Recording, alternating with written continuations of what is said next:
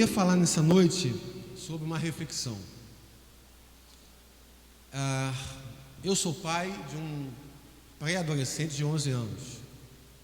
Você é pai, você é mãe, ou você é tio, ou você é tia, você é avó, você é avô.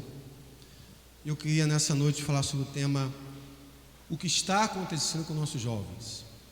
Uma pergunta. Mas eu não quero focar na juventude de uma forma geral.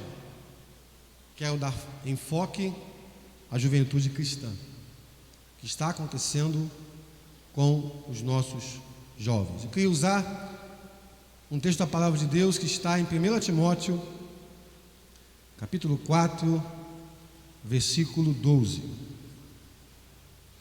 1 Timóteo, ao longo da palavra vamos citar outro texto, ou mais textos, mas por hora, 1 Timóteo, capítulo 4, versículo 12. Diz assim a palavra de Deus: ninguém despreza a tua mocidade, mas sê o exemplo dos fiéis na palavra, no trato, no amor, no espírito, na fé, na pureza.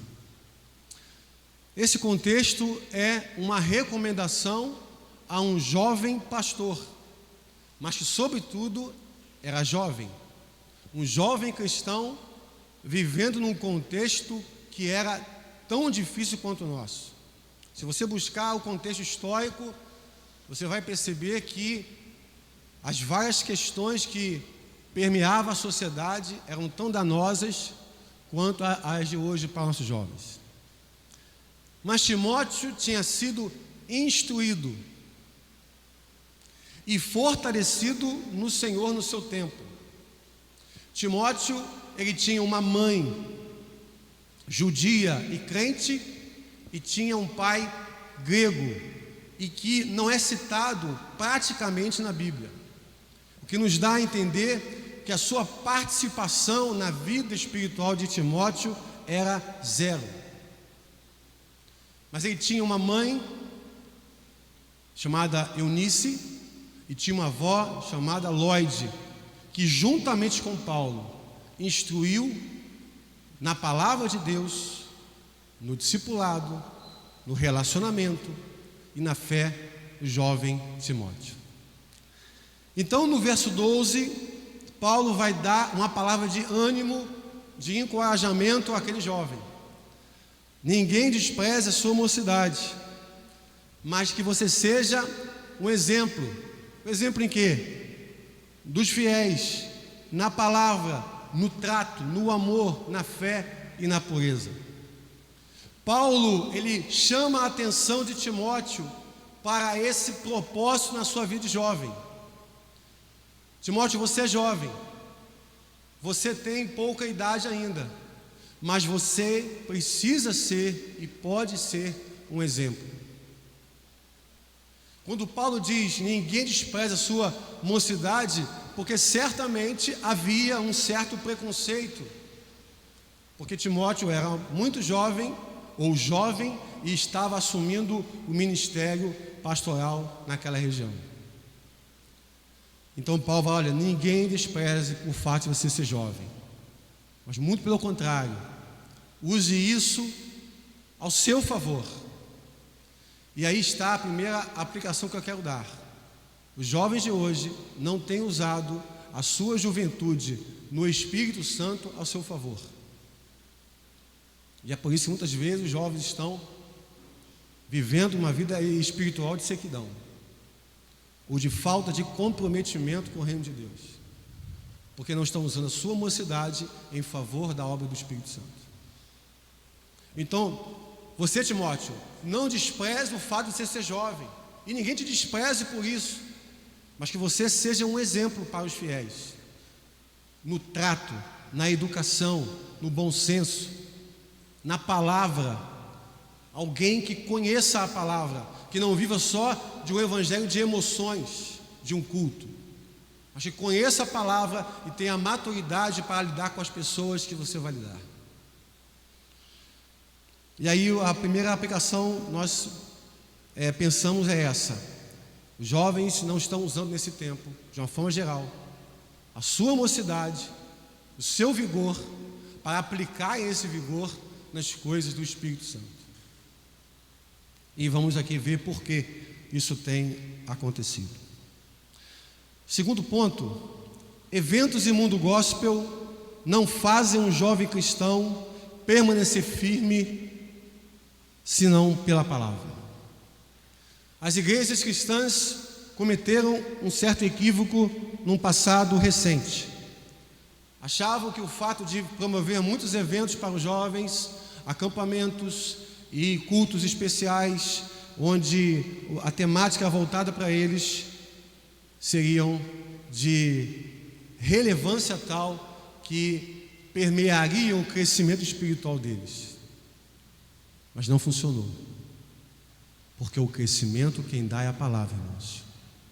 Amém?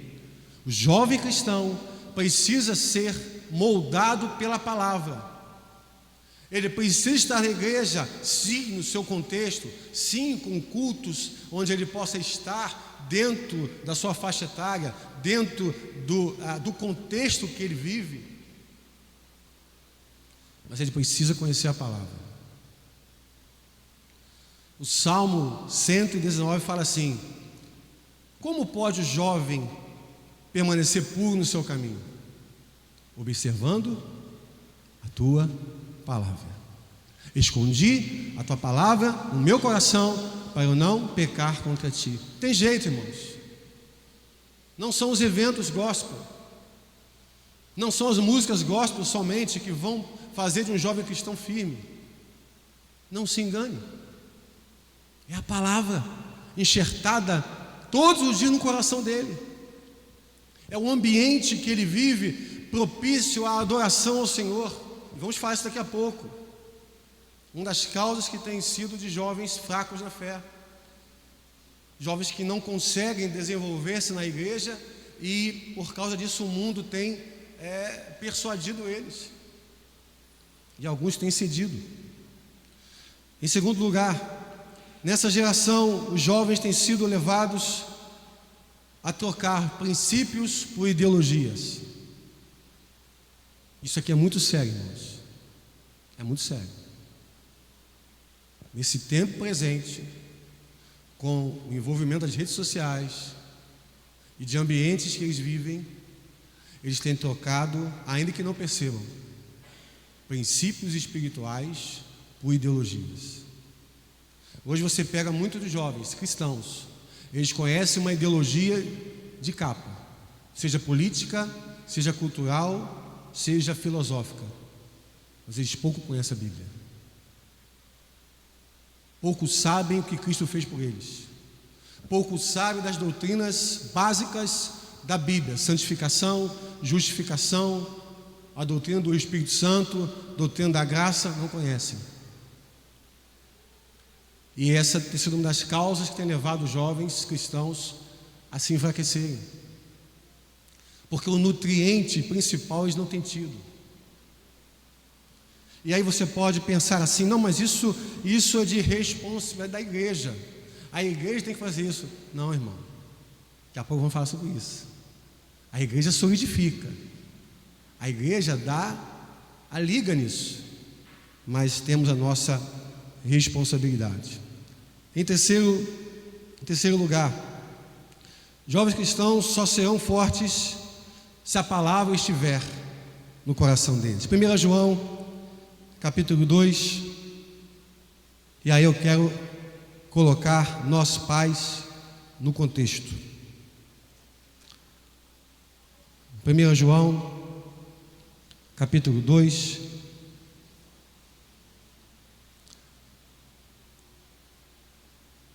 verso 13 e verso 14. Pais, escrevo-vos porque conhecestes aquele que é desde o princípio.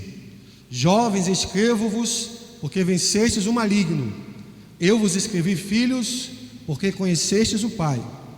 Eu vos escrevi, pais, porque já conhecestes aquele que é desde o princípio. Eu vos escrevi, jovens, porque sois fortes, e a palavra de Deus está em vós, e já vencestes o maligno. Isso aqui, irmãos, é muito interessante. João vai dar 2 alertas importantes aos pais e aos filhos. Ele vai dizer: pais, vocês conhecem aquele que é desde o princípio. E aí entra o papel nosso dentro de casa. Os nossos filhos, irmãos, nos veem como referências, boas ou más. Os nossos filhos nos veem dentro de casa, sem nenhum ambiente de adoração, sem nenhum louvor em casa, sem nenhum momento de oração, sem nenhum momento de leitura da palavra. Qual a inspiração que esses filhos terão para cada vez mais se aproximarem de Cristo? Quero lembrar um testemunho aqui, há uns anos atrás, de um missionário angolano. Quem é mais antigo aqui lembra? Missionário que era comandante do exército de Angola. Não sei se alguém que lembra disso.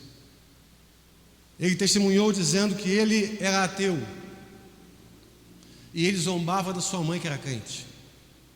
Sua mãe, todos os dias, quando ele saía, a sua mãe estava na sala com os joelhos dobrados, orando por ele. E enquanto ela orava, aquele filho zombava da sua mãe. Então, um belo dia, aquele capitão ia para uma guerra, e ele ia passar por um lugar cheio de minas explosivas. Então ele desafiou a sua mãe e disse: mãe, se eu for para essa guerra com o meu pelotão, e eu passar no meio das minas, e eu voltar são e salvo, eu vou servir a esse Jesus seu. Aquele homem foi com um batalhão, e no meio daquela guerra ele é vítima de uma explosão de uma mina. A mina explode praticamente nele, e ele saiu ileso. Naquele momento ele vê a presença de Deus, ele crê na graça de Deus, e ele volta para casa como um servo de Deus. E mais tarde se torna missionário e pastor em Angola. Nós queremos nossos filhos sejam fortes espiritualmente, mas precisamos, irmãos, dar a nossa contribuição dentro de casa. Nossas conversas, nossas prioridades precisam ser espirituais o máximo possível, porque se queremos filhos espirituais, precisamos ter uma vida espiritual dentro de casa. Nossos filhos precisam ver que nós somos pecadores, que nós somos falhos, mas que também somos crentes, que servimos a um Deus vivo e praticamos aquilo que nós ouvimos. Muitas das vezes nós vamos ver algumas exceções, não regras. Jovens cristãos que ficaram firmes na fé, mesmo quando seus pais nunca quiseram um compromisso com Deus. É possível isso, mas isso não é regra, isso é exceção. Ou então o contrário, pais que sempre foram fiéis a Cristo, mantiveram firmes na fé, e os seus filhos ou o seu filho nunca teve interesse nas coisas de Deus. Pode acontecer, mas também é uma exceção.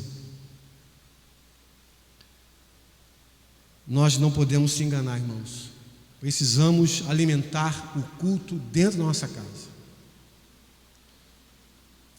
Eu já disse aqui uma vez, um testemunho de um pastor famoso, que ele disse que na sua igreja, uma criança, quando acabou o culto, ela abraçou as pernas do pastor e disse: pastor, eu quero morar na igreja. O pastor: não, meu filho, você tem pai, você tem mãe, você tem casa. Não, pastor, eu quero morar na igreja. E depois de falar várias vezes a mesma palavra, o pastor pergunta: mas por que você quer morar na igreja? Porque na igreja papai não briga comigo, não discute com a minha mãe. Aqui papai ora, aqui mamãe levanta clamor, aqui mamãe levanta a mão ao Senhor adorando o seu nome. Mas em casa eles só brigam. É isso, irmãos.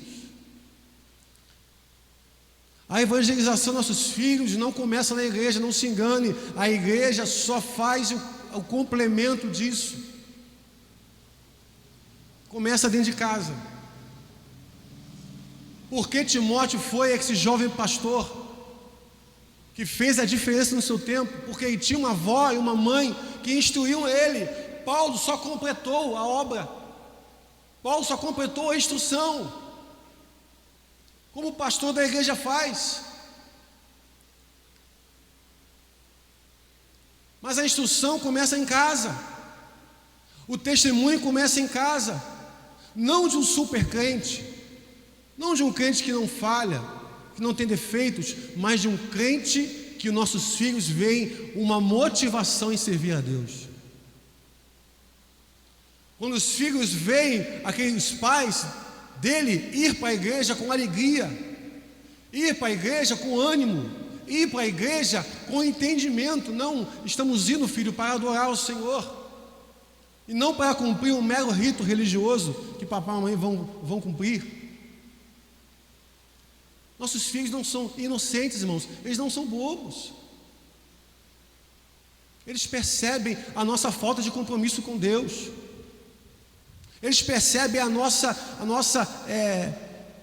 inconsistência na fé. Eles percebem em atos, em palavras, em ações nossas. Não nos enganemos. Começa dentro de casa. Ponto 4, ponto 5. Pais cristãos pesam também na vida espiritual de seus filhos. Ou não? Pais cristãos podem dar um grande impulso na vida espiritual de seus filhos, quando honram o seu compromisso que fizeram um dia com Jesus. Como disse antes, numa exceção podem ser que pais fiéis, pais servos de Deus na essência da palavra, podem ver seus filhos distantes da fé, mas isso sempre será uma exceção, porque o exemplo arrasta multidões. Amém? O exemplo arrasta multidões. Por que Jesus arrastava as multidões? Só pelos seus milagres? Só porque ele dava vista aos cegos?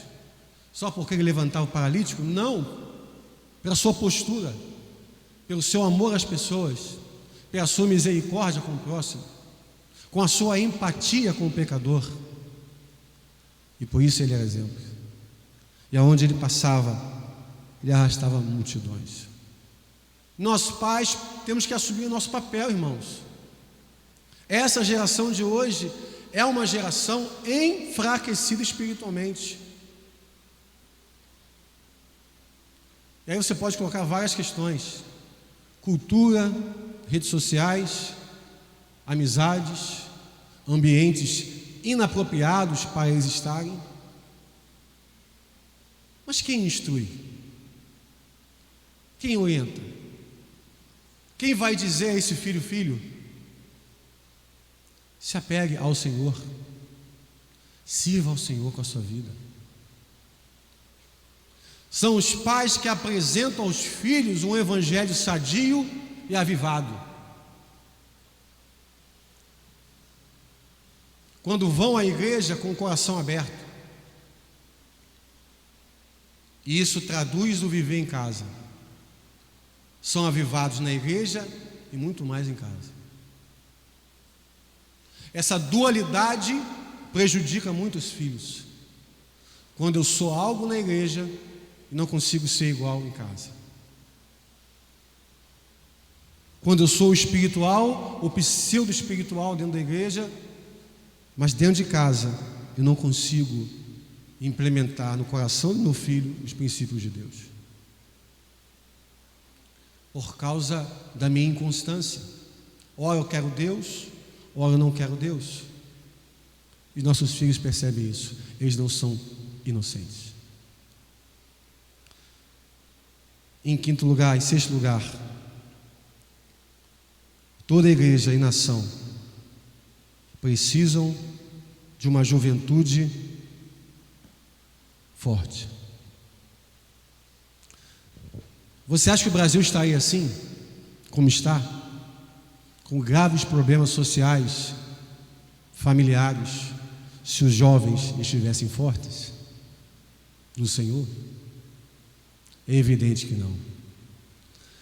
João diz: pais, vocês conhecem a palavra. João não tira a responsabilidade dos pais. Por isso ele fala primeiro aos pais, não aos filhos. Pais, vocês sabem o que é certo. Pais, vocês sabem que precisam buscar a Deus por você e pelos seus filhos. Pais, vocês precisam se comprometerem com o reino de Deus. Vocês conhecem a verdade. E aí ele vai dizer para os filhos: filhos, vocês já venceram o maligno, se a palavra estiver dentro de vocês. Nossos filhos precisam de algo profundo. A igreja precisa dar algo para os jovens profundo. E eu não estou falando apenas de uma emoção vazia e que logo passa. Eu estou falando da palavra, do discipulado, de um jovem ser instruído como Timóteo foi. Timóteo não seria o que ele foi, irmãos, e o que ele foi para o reino de Deus, se ele não tivesse sido instruído. Nossos filhos conhecem muita coisa, até coisas desnecessárias, mas pouco conhecem a Bíblia.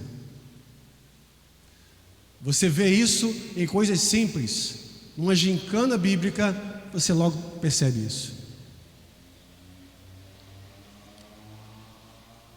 E é por isso que nós vivemos esse momento de escassez na vida do jovem cristão. Eles têm boas músicas, eles têm igrejas que se esforçam em trazer esses jovens num contexto que agrade a eles, mas não é o caminho. O caminho é fortalecê-los na palavra, é criar no coração deles uma cultura de oração, é criar no coração deles uma alegria espiritual de servirem a Deus.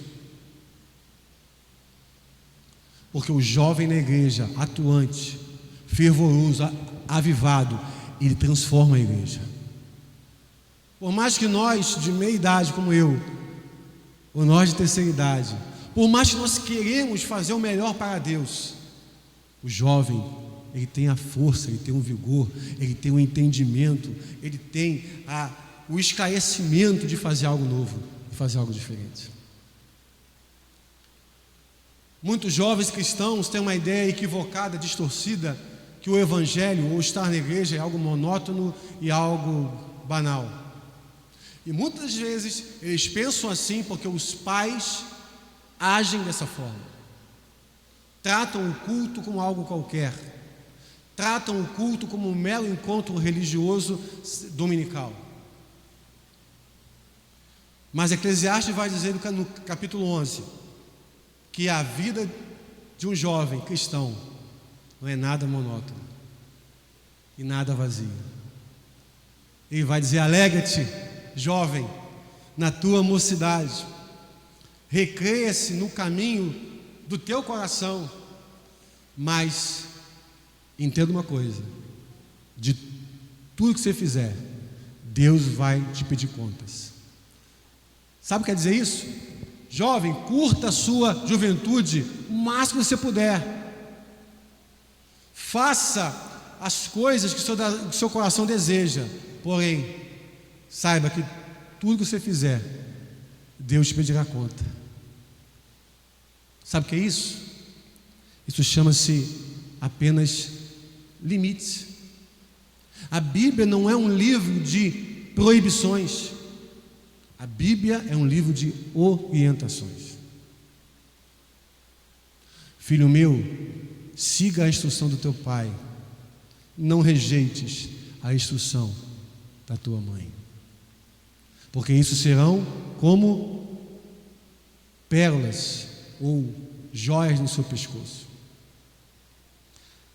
Irmãos, o papel do jovem cristão na igreja é muito importante, mas ele precisa ser levado ao entendimento de que quem ele é em Cristo.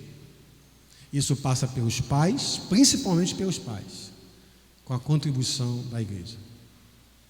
Se os pais não firmarem os seus pés na cruz, dificilmente os seus filhos firmarão, porque o exemplo arrasta multidões. Não adianta eu desejar que meu filho seja um servo de Deus ou uma serva do Senhor se eu não me aplicar em levar a sério a vida cristã.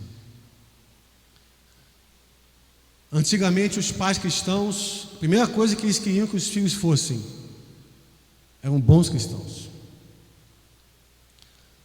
Antigamente, eu ainda peguei um pouquinho desse tempo, estou com 45 anos. Os pais cristãos tinham como primeira meta ver os seus filhos florescerem na igreja.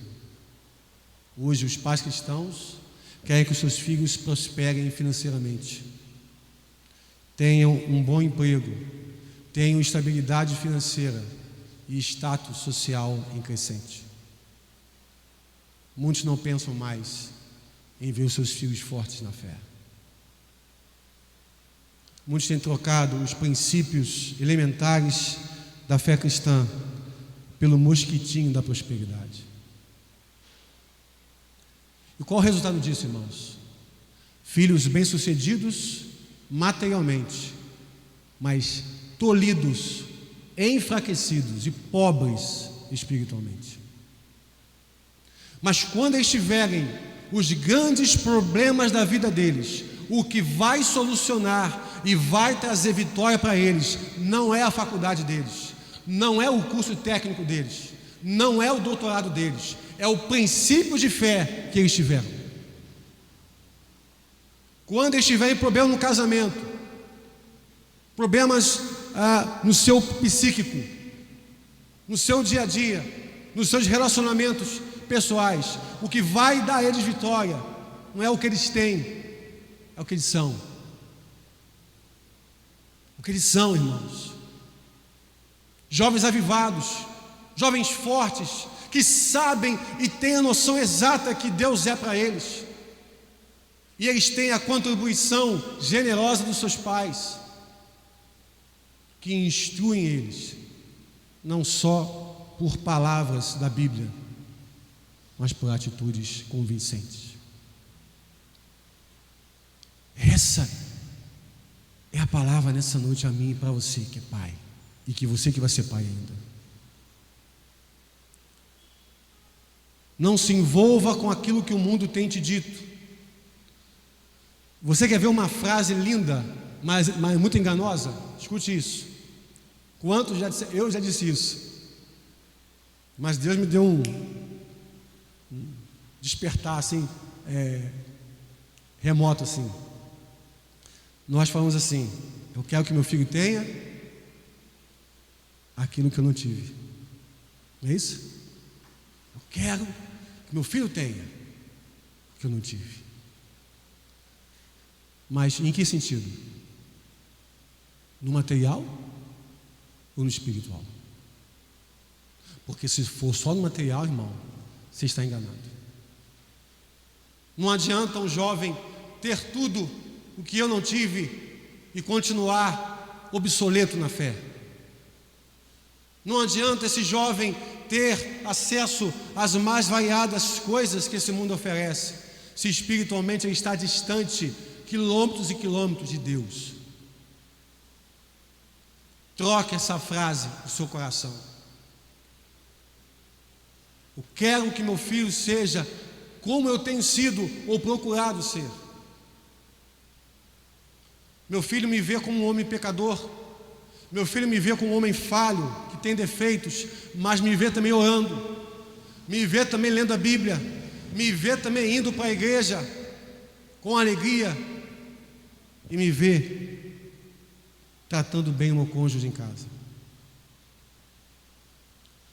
Isso sim, irmão, vai trazer avivamento para nossos jovens. Não eventos somente isolados, acampamentos que têm o seu valor, têm o seu papel, mas que não são feitos para instruírem os jovens. São apenas a cereja do bolo. Queria orar por cada um de nós nessa noite, porque eu não sei você, mas o meu coração arde por essa questão. Eu tenho um filho único, herança que Deus me deu,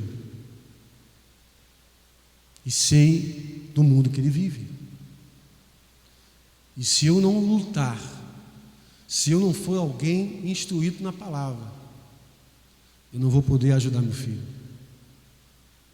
Meu filho vai ter tudo, ao mesmo tempo não vai ter nada. Nossos filhos têm trocado princípios por ideais humanos, que o máximo que levam a eles é apenas o entendimento de algo humano e passageiro. Que nessa noite possamos levar a sério isso, irmãos, porque isso é missão nossa. Quantas vezes nós dizemos e imponemos a voz e dizemos assim: eu quero sair pelo mundo para proclamar a palavra de Deus, amém, glória a Deus, mas e seus filhos? Eu quero sair pelo mundo, evangelizar as pessoas, fazer obras sociais, ser alguém útil para pessoas. E o seu filho, como está? Devemos honrar e entender que o que Deus nos deu é para a gente cuidar. E o cuidar de um pai cristão, de uma mãe cristã, com todo respeito, é diferente de um pai e uma mãe não cristão. Porque além de um pai e uma mãe cuidar do seu filho, ele, pelo entendimento da Bíblia, ele sustenta o seu filho em oração. Eu quero orar por você nessa noite, que tem sido levado a um mau entendimento. Você tem pensado que seu filho precisa exercer várias coisas nesse mundo, crescer em todos os patamares humanos, mas enquanto isso, ele degringola na fé. Enquanto ele cresce humanamente falando, ele está decaindo espiritualmente. Se você tem esse desejo, eu queria que você ficasse em pé um instante. Você pai, você mãe, você avô, você tio. Irmão David, eu entendi essa palavra e quero fazer um voto com Deus. Quero fazer uma aliança de propósito com Deus. Eu quero contribuir dentro das minhas limitações de pecador que eu sou.